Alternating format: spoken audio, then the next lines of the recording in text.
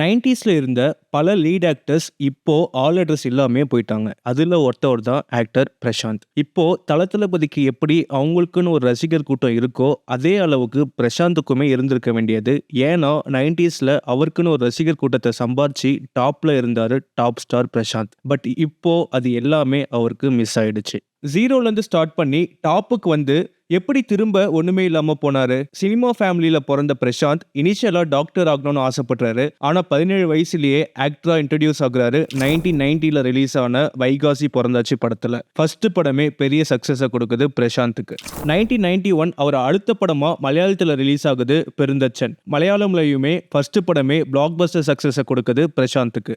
அடுத்த வருஷம் 1992 வண்ண வண்ண பூக்கள், ஐ லவ் யூ, செம்பருத்தி, உனக்காக பிறந்தேன், பிரேமசிக்காரம், லத்தின்னு 6 படம் தமிழ், இந்தி, தெலுங்குன்னு ரிலீஸ் ஆகுது பிரசாந்துக்கு. ஃபர்ஸ்ட் படத்துக்கு அப்புறமே பாலு மகேந்திராவோட டிரெக்ஷன்ல நடிக்க சான்ஸ் கிடைக்குது. வண்ண வண்ண பூக்கள் படம் ரிலீஸ் ஆகி பிளாக் பஸ்டரும் ஆகுது. அந்த வருஷத்தோட பெஸ்ட் ஃபீச்சர் ஃபிலிம்னு நேஷனல் அவார்டும் கிடைக்குது அந்த படத்துக்கு. வைகாசி பொறந்தாச்சு படத்தை இந்தியில ரீமேக் பண்றாங்க ஐ லவ் யூன்னு. பிரசாந்த் பாலிவுட்ல டெபியூ பண்றாரு இந்த படம் மூலியமா. தமிழ்ல கிடைச்ச சக்சஸ் இந்தியில கிடைக்காம போகுது ஐ லவ் யூ படத்துக்கு. அடுத்து தமிழ்ல செம்பருத்தி படம் ரிலீஸ் ஆகி சூப்பர் ஹிட் ஆகுது. அடுத்த மாசமே இன்னொரு படம் ரிலீஸ் ஆகுது உனக்காக பிறந்தேன். இந்த டைம் பிரசாந்த் அவரோட ஃபர்ஸ்ட் ஃபிளாப்ப பாக்குறாரு தமிழ்ல.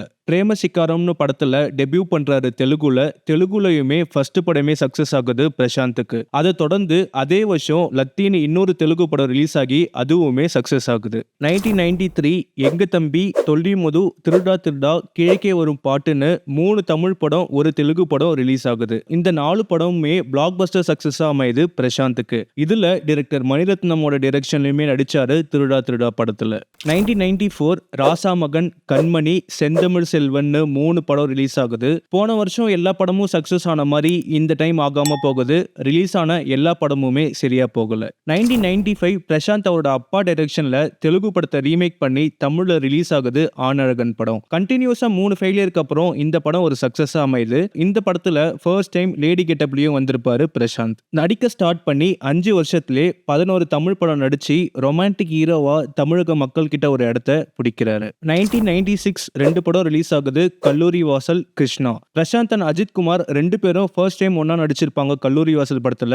பட் படம் ஃபெயிலியர் ஆச்சு. அதுக்கு அடுத்து ரிலீஸ் ஆன கிருஷ்ணா படம் ஒரு சக்சஸ்ஃபுல் படமா அமைஞ்சது பிரசாந்துக்கு. 1997 மன்னவா படம் ரிலீஸ் ஆகுது. அந்த படமுமே ஃபெயிலியர் ஆகுது பாக்ஸ் ஆபீஸ்ல. 1998 பிரசாந்துக்கு ஒரு முக்கியமான வருஷமா ஆகுது. ஏன்னா ஜீன்ஸ், கண்ணெதிரே தோன்றினால், காதல் கவிதைன்னு 3 படம் ரிலீஸ் ஆகி 3மே சக்சஸ் கொடுக்குது பிரசாந்துக்கு. For the first time director Shankar கூடவும் ஒர்க் பண்றாரு ஜீன்ஸ்ல.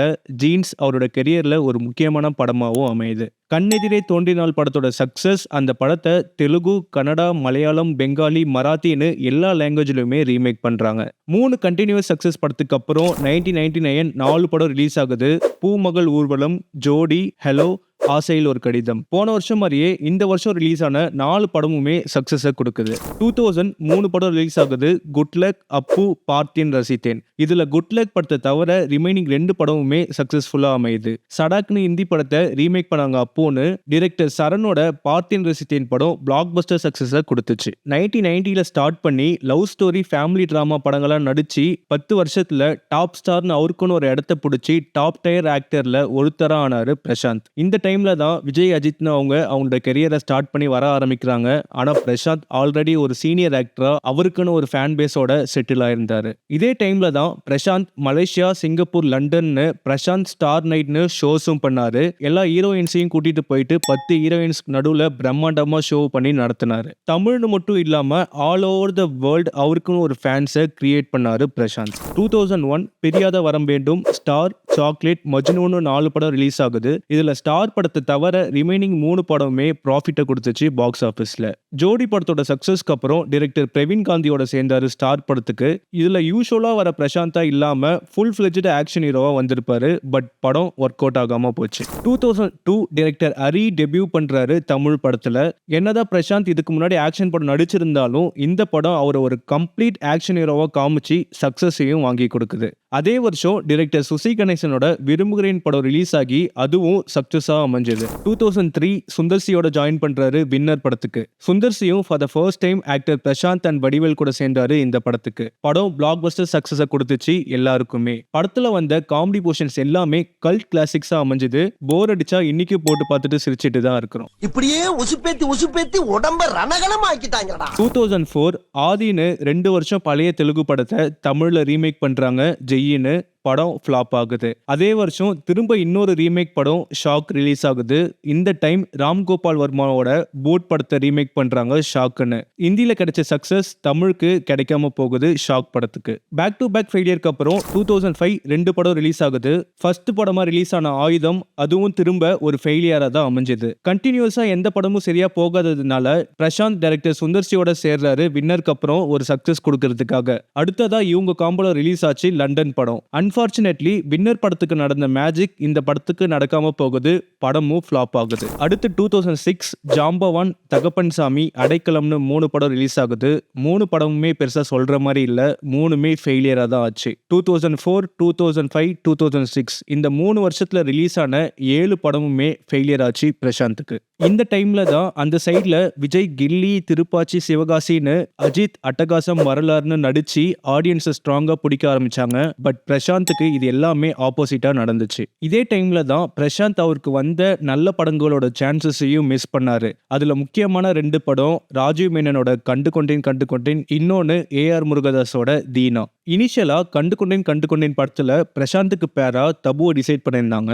அதே படத்துல மம்முக்காக்கு ஐஸ்வர்யா ராயை போட்டிருந்தாங்க. பிரசாந்த் டைரக்டர்கிட்ட போயிட்டு எனக்கு தபு வேணாம், அவங்கள பாக்குறதுக்கு என்னோட வயசு அதிகமா இருக்க மாதிரி இருக்கு. அது மட்டும் இல்லாம ரீசெண்டா ஜீன்ஸ்ல தான் நான் ஐஸ்வர்யா ராய் கூட நடிச்சேன், அதனால என்னோட பேரா ஐஸ்வர்யா ராயே போடுங்கன்னு கேட்டிருக்காரு. அதுக்கு டைரக்டர் பேரெல்லாம் மாத்த முடியாது, உன்னையே மாத்துறன்ட்டு அந்த சான்ஸ் தான் அஜித் குமாருக்கு போச்சு. கண்டு கொண்டேன் அஜித் குமாருக்கு ஒரு முக்கியமான படமாகவும் அமைஞ்சது. அதுக்கடுத்து இனிஷியலா ஏஆர் முருகதாஸ் பிரசாந்தை தான் அப்ரோச் பண்ணிருக்காரு தீனா படத்துக்கு. பட் அப்போ பிரசாந்த் அவருக்கு ப்ராப்பரா ரெஸ்பாண்ட் பண்ணாம கொஞ்சம் வெயிட் பண்ணுங்க, நம்ம பொறுமையா பண்ணலாம்னு சொல்லியிருக்காரு.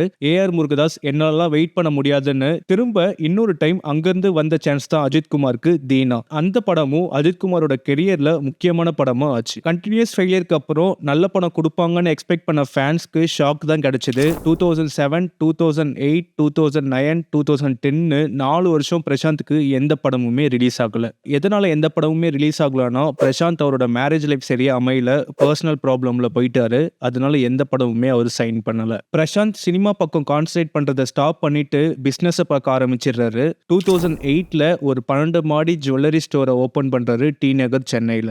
கடைசியா 2011 2 படம் ரிலீஸ் ஆகுது பிரசாந்துக்கு. பொன்னர் சங்கர், மம்மட்டியான். ரெண்டுமே பிரசாந்தோட அப்பா தியாகராஜன் தான் டைரக்ட் பண்ணியிருந்தாரு. கருணாநிதியோட நாவல் பொன்னர் சங்கர் தான் பெரிய பட்ஜெட்ல 3 வருஷமா எடுத்தாங்க. பெருசா இந்த படங்களுக்கு எக்ஸ்பெக்டேஷனுமே இல்ல. அதே மாதிரி படமும் ஃபிளாப் தான் ஆச்சு. அடுத்ததா வந்த மம்முட்டியான் படம் அவங்க அப்பா நடிச்ச மலையூர் மம்முட்டியான் படத்தை திரும்ப ரீமேக் பண்ணாங்க மம்முட்டியான்னு. அந்த படமும் ஃபிளாப் தான் ஆச்சு. பழைய படத்தை ரீமேக் பண்ணி திரும்ப ரிலீஸ் பண்ணலாம், தப்பு இல்லை. அதை எந்த மாதிரி பண்ணியிருந்திருக்கணும்னா ஒரு டேலண்டடான யங் டிரெக்டரை கூப்பிட்டு கரண்ட் ஜென்ரேஷனுக்கு ஏற்ற மாதிரி ஸ்க்ரீன் பிளே பண்ணி பண்ணியிருந்திருக்கணும். எக்ஸாம்பிள் எப்படி விஷ்ணுவர்தன் டான் படத்தை வச்சு பில்லா பண்ணாரோ அந்த மாதிரி பண்ணியிருந்திருக்கணும். பட் இவங்க அவங்க அப்பாவையே வச்சு அதே கதையை ரீமேக் பண்ணி வச்சிருந்தாங்க.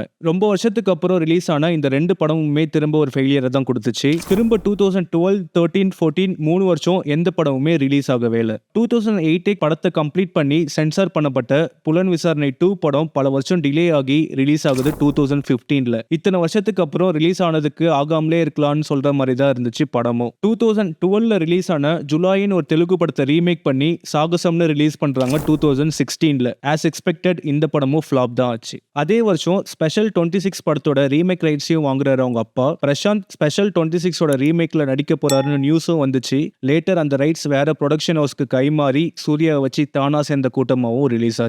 2017 அகைன் எந்த படமும் ரிலீஸ் ஆகல. 2018 அகைன் இன்னொரு ரீமேக் படம் ஜானி ரிலீஸ் ஆகுது. அதுவும் சொல்லி வச்ச மாதிரியே ஃபிளாப் தான் ஆகுது. இதுவரை ஹீரோவா நடிச்சிட்டு வந்த பிரசாந்த் சடனா ராம் சரணோட அண்ணாவா வந்தாரு 2019ல ரிலீஸ் ஆன வினய விஜயராமா படத்துல. அந்த படமும் அட்டர் ஃபிளாப் ஆச்சு. டாப் ஸ்டாரா இருந்த பிரசாந்த் தெலுங்கு படத்துல ஹீரோக்கு அண்ணனா வர ஸ்டேஜுக்கு இண்டஸ்ட்ரிக்கு வந்துட்டாரு. அகைன் 2021, 22, 23 3 வருஷம் ஆளவே காணோம். 2024 அந்தகன் படம் ரிலீஸ் ஆகுது. அகைன் இந்தி படமான அந்தாதுன் படத்தை ரீமேக் பண்ணாங்க.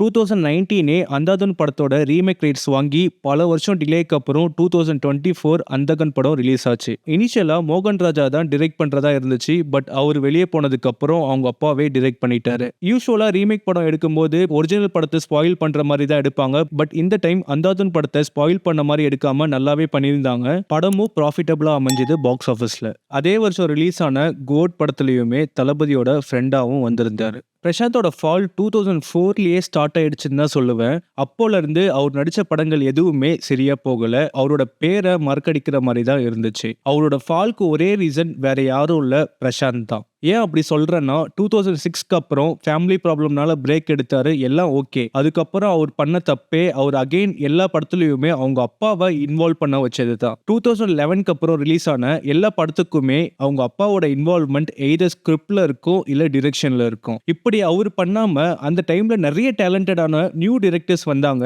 அவங்க கூட சேர்ந்து கரண்ட் ட்ரெண்டுக்கு ஏத்த மாதிரி படம் பண்ணியிருந்தா அவரோட கம்பேக்கை கொடுத்திருந்திருக்கலாம். அதை பண்ணாம விட்டுட்டாரு. இப்பவும் அதே மிஸ்டேக் தான் பண்ணிட்டு இருக்காரு. அந்தகன் படத்தையுமே அவங்க அப்பாவை தான் டைரக்ட் பண்ண வச்சிருக்காரு. எப்போ பிரசாந்த் அவங்க அப்பாவை இன்வால்வ் பண்ணாம வேற யங் டைரக்டரோட விஷன் கூட சேர்ந்து படம் பண்றாரோ அப்போதான் அவரோட ட்ரூ கம்பேக் கொடுக்க முடியும். அவரோட அடுத்த படம் டைரக்டர் ஹரி கூட சேர்ந்து பண்றாரு. படம் ப்ரொடக்ஷன் ஸ்டேஜ்ல இருக்கு. ஹரிக்குமே கடைசியா ரிலீஸ் ஆன 3 படமுமே சரியா போகல. ஸோ இந்த ப்ராஜெக்ட் மேல பெருசா எந்த எக்ஸ்பெக்டேஷனுமே இல்லை. பார்க்கலாம் இவங்க 2 பேரும் சேர்ந்து என்ன பண்றாங்கன்னு.